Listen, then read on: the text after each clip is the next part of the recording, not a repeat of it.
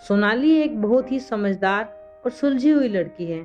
सोनाली का पति दिनेश अक्सर काम के सिलसिले में शहर से बाहर ही रहता है। सोनाली की सास बहुत ही गुस्से वाली है। सोनाली चाहे जितना भी अच्छा काम क्यों ना कर ले, मगर वे उसमें कोई ना कोई कमी निकाल ही देती हैं। और छोटी छोटी बातों पर वे सोनाली को काफी खरी खोटी भी सुना दिया करती हैं। सोनाली बेचारी करे भी तो क्या, उसे रहना तो उनके साथ ही है। समय यूं ही बीत रहा था। सोनाली के भाई की शादी होने वाली है। सोनाली दिनेश से फोन पर बात करती है और पूछती है, क्या मैं कुछ दिन पहले ही अपने भाई की शादी में जा सकती हूँ?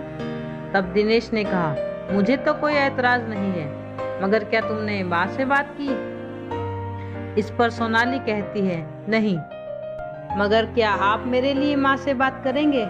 आप तो जानते ही हैं, माँ छोटी छोटी बातों पर मुझसे नाराज हो जाती हैं। तब दिनेश कहता है, ठीक है, मैं तुम्हारे लिए माँ से इजाजत ले लूंगा। तब सोनाली दिनेश से कहती है, तुम भी 2-3 दिन पहले ही आ जाना। कहीं ऐसा न हो मैं तुम्हारी इंतजार देखती रहूं और तुम मुझसे कहो कि मुझे छुट्टी ही नहीं मिली। जब दिनेश माँ से बात करता है तो माँ उसे सुनाते हुए कहती है, तूने ही इसे सर पर चढ़ा रखा है। भला इतने दिन पहले जाकर क्या करेगी? अपने घर में क्या कम काम है? 2-3 दिन पहले चली जाएगी अपनी भाई की शादी में, इतना काफी है। अपनी सास की बातें सुनकर सोनाली बेचारी मन मसोस कर रह गई। आखिरकार जब सोनाली अपने घर जाने के लिए तैयारी कर रही थी तो उसने अपनी सास से कहा, मम्मी जी आप भी चलिए ना मेरे साथ, आप यहाँ अकेली रहकर क्या करेंगी?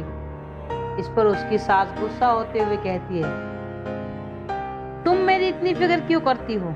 जब मेरा बेटा आएगा तो मैं उसके साथ आ जाऊंगी। सोनाली चुपचाप अपने कमरे में चली गई। कुछ देर बाद जब सोनाली अपनी सास से विदा लेने के लिए उसके कमरे में आई तो उसने देखा कि उसकी सास जमीन पर गिरी हुई बेहोश पड़ी है। सोनाली जैसे तैसे करके अपनी सास को हॉस्पिटल में लेकर जाती है। वहां डॉक्टर उसकी सास की जांच करके बताते हैं, इन्हें हार्ट अटैक आया था, मगर घबराने की कोई बात नहीं है, अब ये बिल्कुल ठीक हैं। कुछ ही देर में इन्हें होश भी आ जाएगा। अब आप इनका बस ख्याल रखिएगा।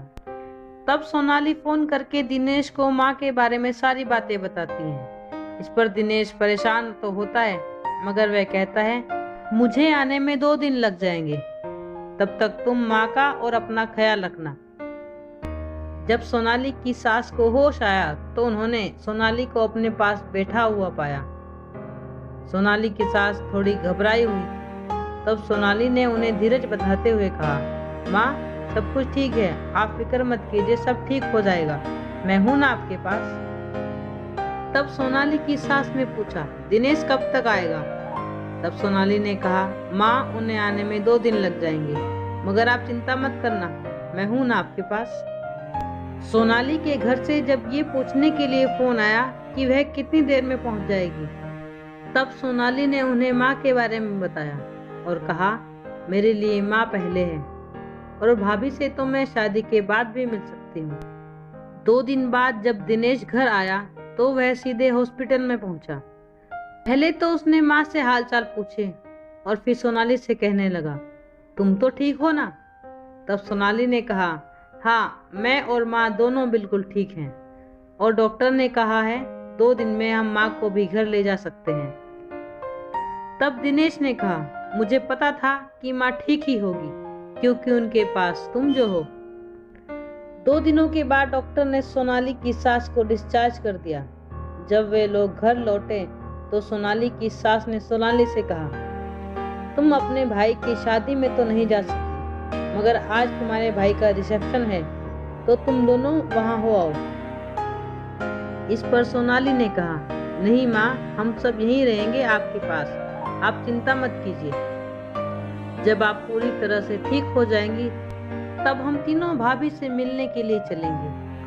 सोनाली की सास तो पहले से ही सोनाली के साथ किए गए अपने व्यवहार से बहुत शर्मिंदा थी, क्योंकि उन्होंने अपने प्रति सोनाली का प्यार और समर्पण देखा था। उन्होंने देखा था कि सोनाली कितनी मेहनत से उनका ध्यान रख रही थी।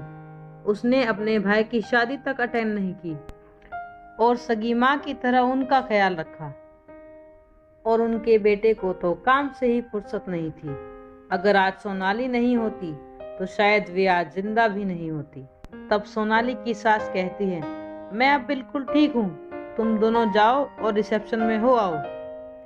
इस पर सोनाली फिर से यही बात कहती है, माँ अगर जाएंगे तो हम तीनों साथ जाएंगे, नहीं तो कोई भी नहीं जाएगा। सोनाली के मुंह से ऐसी बातें सुनकर सोनाली की सास की आंखों में आंसू आ गए और वे सोनाली को गले लगाने लगती हैं और उसका माथा चूमकर भगवान से प्रार्थना करती है, हे भगवान, हर जन्म में मुझे सोनाली जैसी ही बहू देना। अगर आपको हमारी ये वीडियो पसंद आई हो तो वीडियो को लाइक कीजिए, शेयर कीजिए और हमारे YouTube चैनल दिलकश बातें को सब्सक्राइब करके बेल आइकन जरूर दबाइएगा ताकि आपको हमारी नई वीडियो की नोटिफिकेशन सबसे पहले मिल सके।